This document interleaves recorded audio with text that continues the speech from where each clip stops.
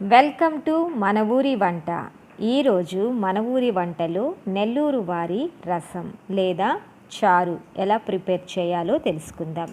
దీనికోసము పెద్ద టమాటోస్ 4 తీసుకున్నానండి.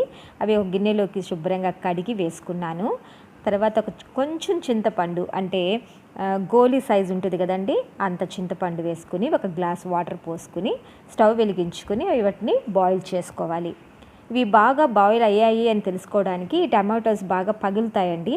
పగిలి తర్వాత అవి వాడిపోయినట్లుగా వస్తాయి కదండి, అప్పుడు బాయిల్ అయినట్టే. అప్పుడు మనం ఆపేసుకోవచ్చు. తర్వాత దీన్ని కిందకి దించుకుని ఆ వేడి వాటర్ని వేరే బౌల్లోకి మార్చుకోవాలండి. తర్వాత ఈ టమాటోస్ చాలా వేడిగా ఉంటాయి కదండి, దీన్ని మనము పప్పు గుత్తితో కానీ లేదా మ్యాషర్తో కానీ అలా మ్యాష్ చేసుకొని పక్కన పెట్టుకోండి. ఇలా పక్కన పెట్టేసుకుంటే ఇవి బాగా చల్లారిపోతుందండి. ఇది చల్లారిపోయిన తర్వాత మనం వాటిని వేళ్ళతో బాగా పిసికి ఆ వాటర్ని అంతా జ్యూస్ని అంతా తీసి మళ్ళీ మనం ఆ గిన్నెలోకి పోయాలండి. ఈ విధంగా మనం 2-3 సార్లు వాటిని చేత్తో బాగా పిసికి తర్వాత ఆ వాటర్ని మనం ఆ గిన్నెలోకి పోసుకోవాలి. ఈ ప్రాసెస్ అంతా ఇప్పుడు మీరు చూడండి.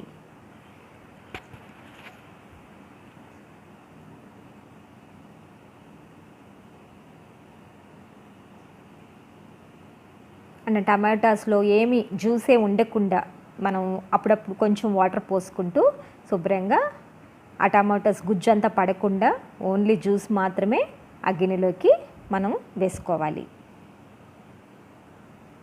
ఇలా 2-3 సార్లు వాటర్ వేసుకోవచ్చండి. తర్వాత మీరు ఆ టేస్ట్ చూస్తే మీకు తెలుస్తుంది. ఇంకా ఏమన్నా కావాల్సి వస్తే ఇంకొక గ్లాస్ నీళ్ళు పోసి మనం పెట్టుకోవాలండి ఆ గిన్నెలో. తర్వాత ఇక్కడ మనము టమాటా చారుకి కావాల్సిన పౌడర్ ప్రిపరేషన్ అండి. 1 స్పూను జీలకర్ర తీసుకొని బాగా నూరుకోవాలండి, మెత్తగా పొడి చేసుకోవాలి. తర్వాత ఇందులో మిరియాలు 1 స్పూన్ తీసుకొని వాటిని కూడా బాగా దంచి అలా మెత్తగా చేసుకోవాలి. తర్వాత వెల్లుల్లిపాయలు 1-5-6 తీసుకుని ముక్కలుగా దంచుకొని పౌడర్ని తీసుకుని రసంలో కలుపుకోవాలి. అందులో ఉప్పు యాడ్ చేసుకోవాలండి.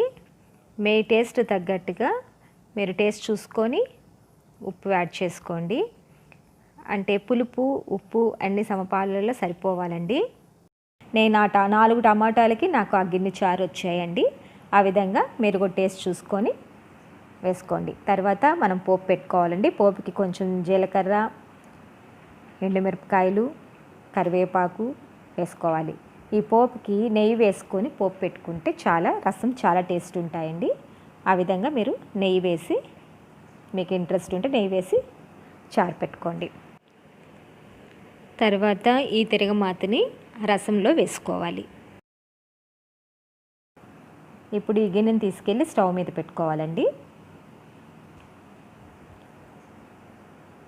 ఈ రసము మీడియం ఫ్లేమ్లో పెట్టి ఉడికించుకుందాం. ఇలా రసము వేడయ్యి కొంచెం బాయిల్ స్టార్ట్ అవుతుండగానే మనము కట్టేయాలండి స్టవ్. ఎక్కువ మరగకూడదు. ఇక్కడ ఎక్కువ మరిగిందంటే టేస్ట్ అస్సలు బాగుండదండి. ఎక్కువ మరగకూడదు.